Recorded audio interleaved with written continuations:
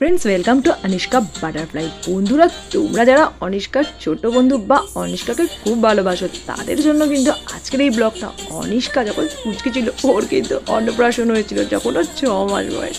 হ্যাঁ, দেখো কিরকম একটা গুবলু টাইপের ছিল, তাই না? ওকে আমি ডিউস বল বলতাম। কেন জানো? তোর মুখটা একদম গোল ডিউস বলের মতো ছিল, তাই ওকে আমি ভালোবেসে খালি বলতাম ডিউস বল। আর ওকে যখন আমি মামন বলতাম, ও একটা আমাদের ঘরের পাশে একটা তো ছোট্ট গলি মতো ছিল, মানে আমাদের খাটের পাশে। ওই গলিটা থেকে না টুং টুং টুং টুং করে হামা দিতে দিতে চলে আসতো। আর আমি ওকে বলতাম মামুন আয়, বা বলতাম ডিউস বল আয়, অমনিও চলে আসতো। খুব আমার গলার সাউন্ডটা বুঝতে পারতো। অতটা তখন কিন্তু ওর সচেতনতা আসেনি, কিন্তু আমার গলার আওয়াজটা ঠিক শুনে টুং টুং করে করে হামা দিতে দিতে চলে আসতো। আর এটা হচ্ছে সেই অন্নপ্রাশনের ছবি, যে অন্নপ্রাশনে ও খুব এনজয় করেছিল ঠিকই, কিন্তু প্রচণ্ড কান্নাকাটি করে আমাদের মাথা খারাপ করে দিয়েছিল। আর ওকে যখনই আমি কোলে নিয়েছিলাম, আমার সমস্ত জুয়েলারিগুলো টানাটানি করছিল। ওর একটা অভ্যাস আছে, যে কোনো জিনিস দেখলেই টানাটানি করে।